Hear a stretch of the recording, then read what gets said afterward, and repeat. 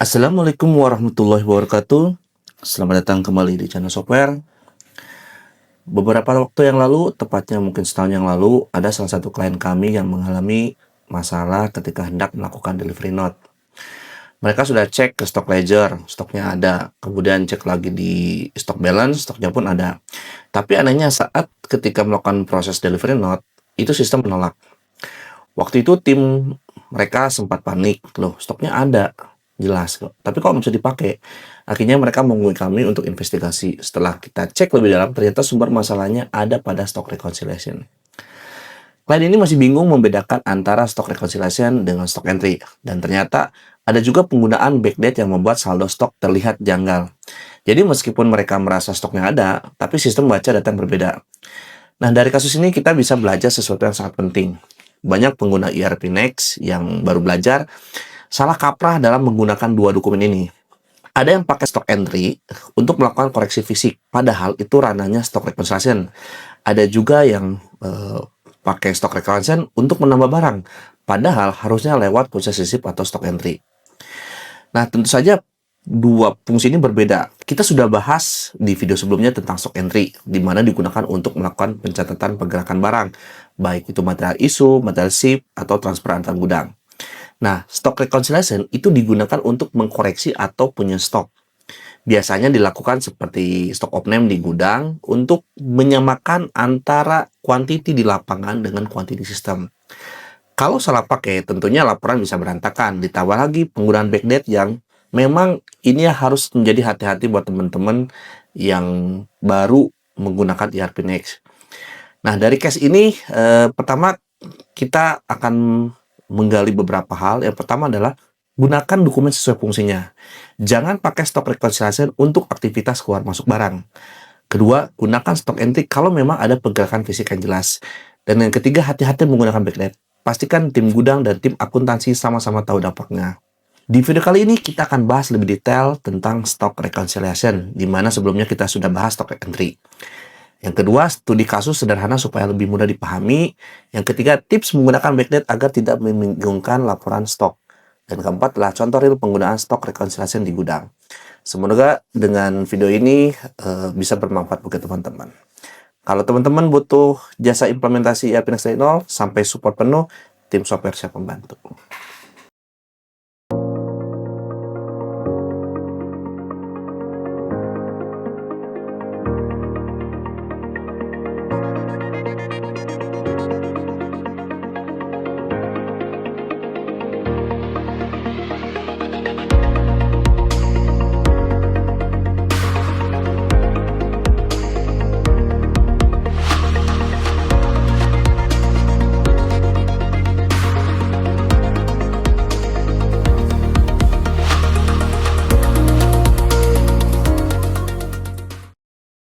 Oke, kita sudah berada di halaman ERP Next yang menggunakan software TEM.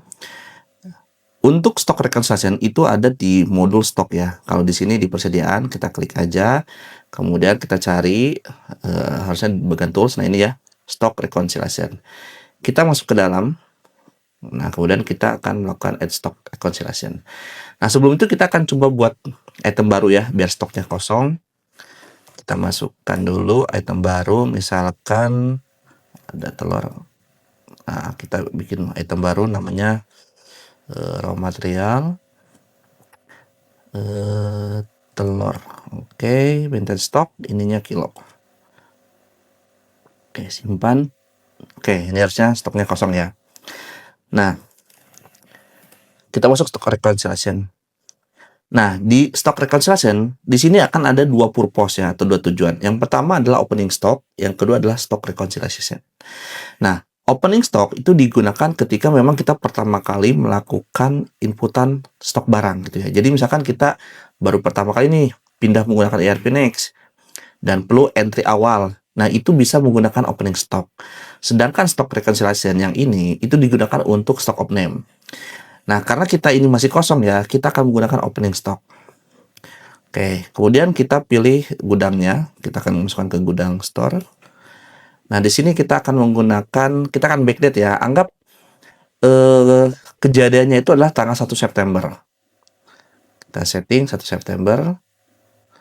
Ininya nggak apa-apa jam segini ya. Nah, setelah itu kemudian kita input itemnya.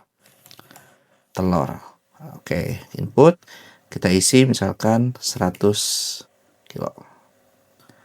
Oke, ini di Transocon-nya kita masukkan ke, biasanya kalau opening stock itu pembukaan atau kode 3 pembukaan. Coba kita cek kode 3 ya.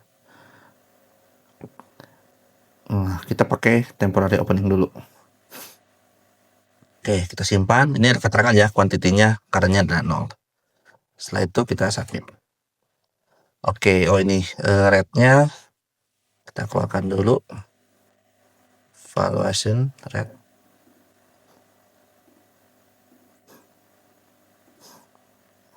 Oke. Valuation rate.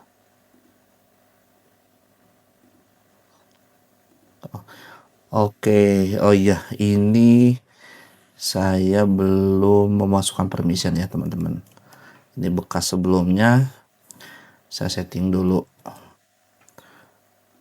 permission level 2. Ini sudah kita bahas ya di permission manager.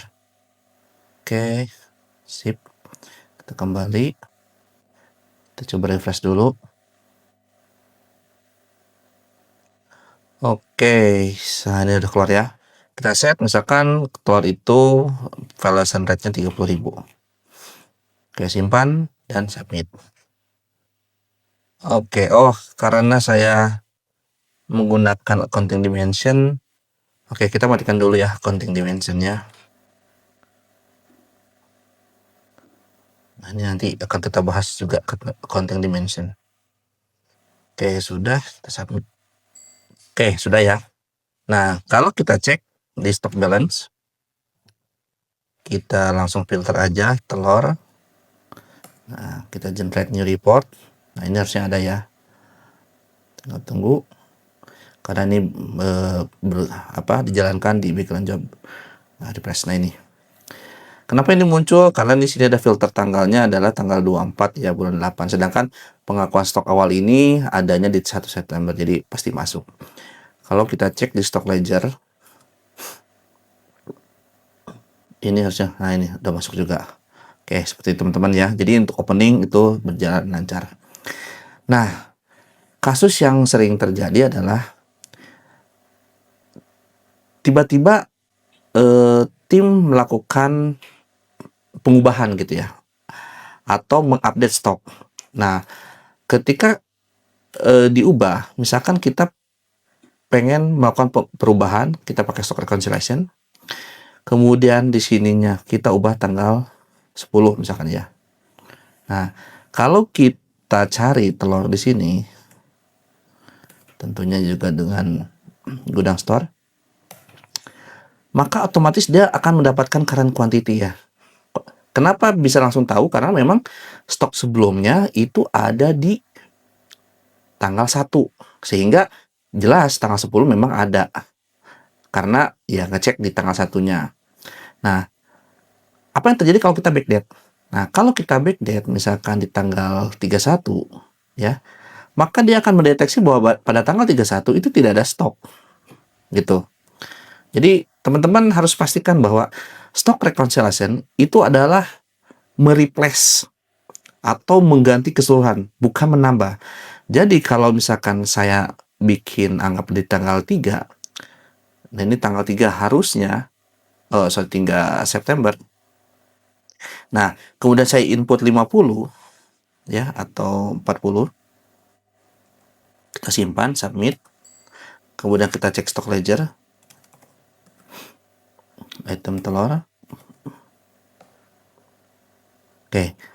Nah, di sini ya, itu dia akan mereplace total. Jadi itemnya itu per tanggal 3 September itu adalah 40.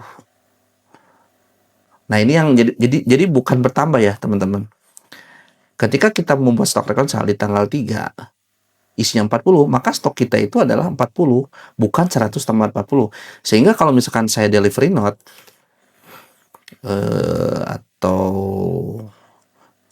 material isu, stock entry.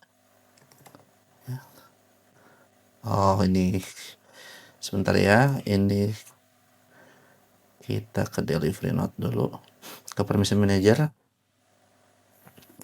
system manager, delivery note,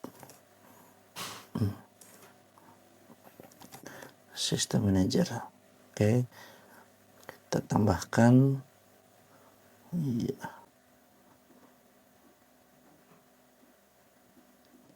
Oke, sudah ya, harusnya ini udah. Kita refresh dulu, harusnya delivery note ada. Delivery note. Oke, kita mau delivery note misalkan di tanggal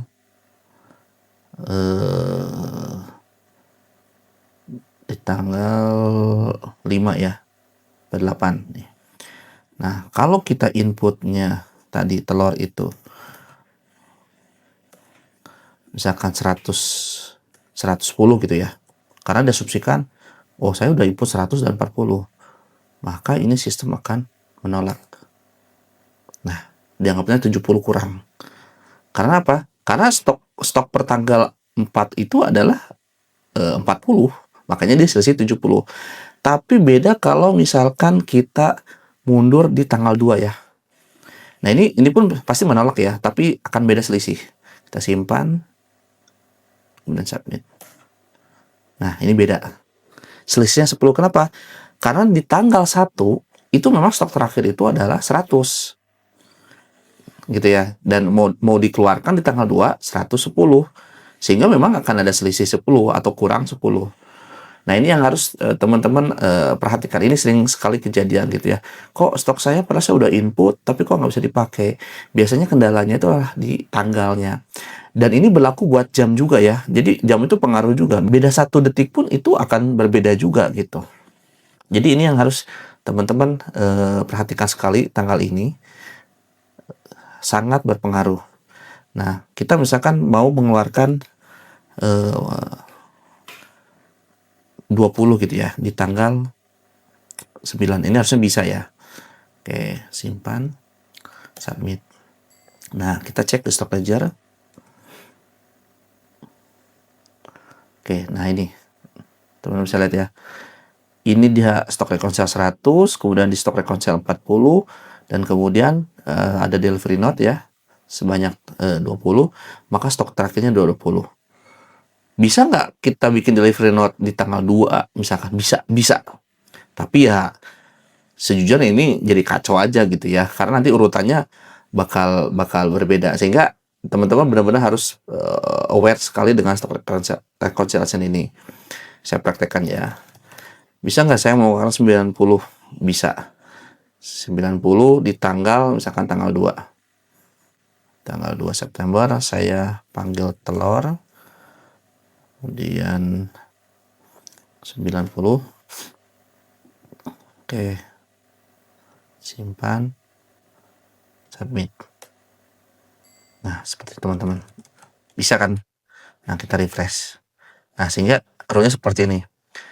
Stok reconcile 100, delivery note berkurang 90, sisa 10. Tetapi di tanggal 3 dilakukanlah stok reconcile 40, sehingga stok terakhir itu 40. Nah, ini yang teman-teman harus perhatikan gitu ya. Itu terkait backdate yang memang sering banget dijumpai, kok beda gitu ya, kok padahal ada stoknya. Nah, untuk meng-cross-check-nya, teman-teman perhatikan di stock ledger-nya, lihat urutannya. Karena tanggal jam ini sangat berpengaruh sekali gitu. Jadi biasanya sulitnya itu adalah kenapa nggak bisa dipakai gitu ya. Dan cara tracingnya, yaitu kita lihat aja runtutan barangnya.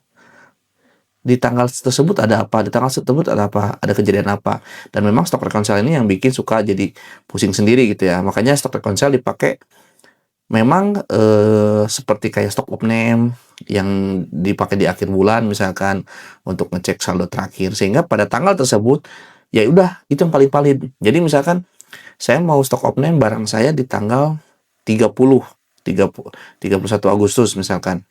Nah, berarti per tanggal 1 September, kita nggak peduli lagi soal transaksi di tanggal 28 Agustus, 27, 26, terserah.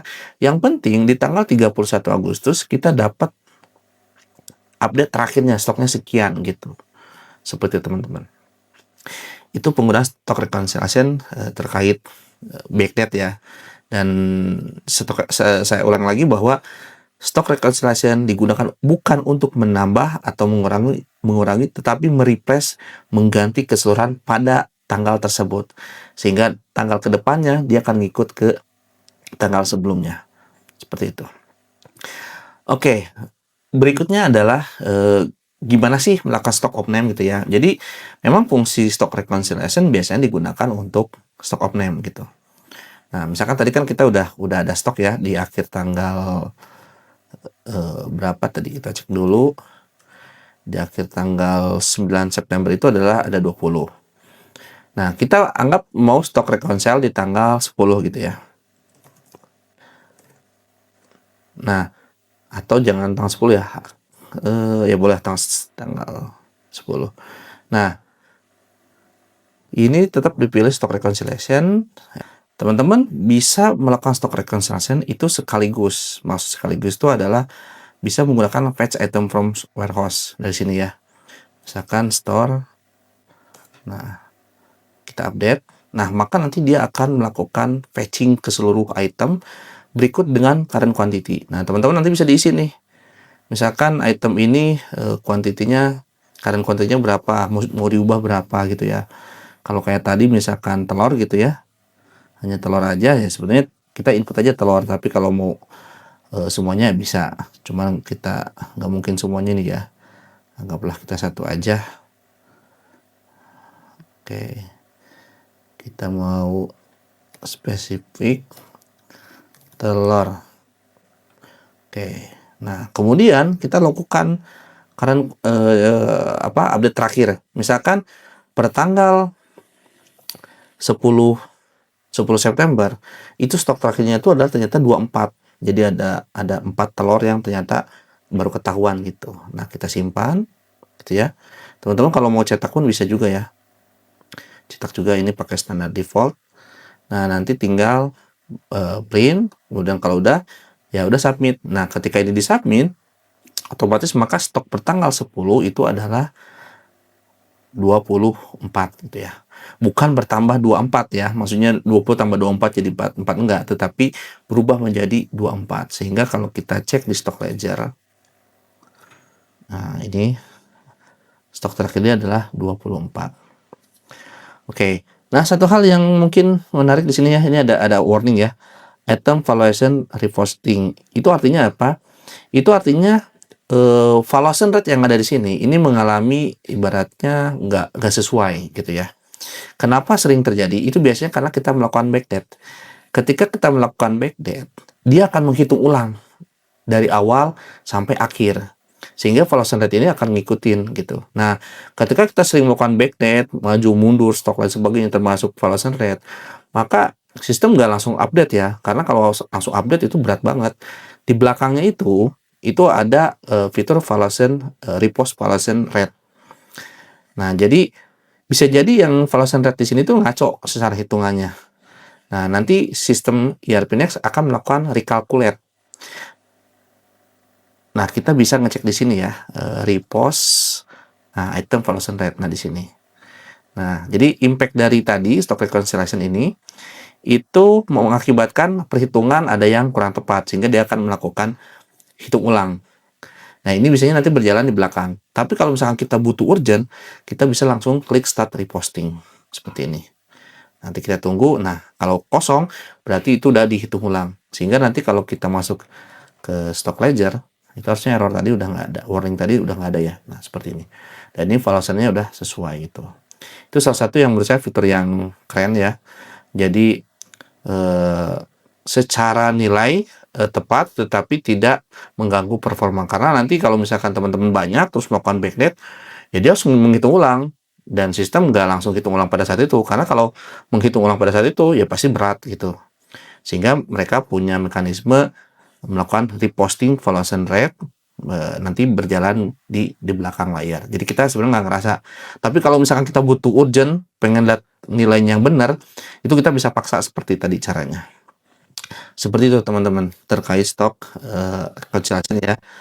Jadi teman-teman, sekali lagi stok reconciliation ini hati-hati dalam penggunaannya.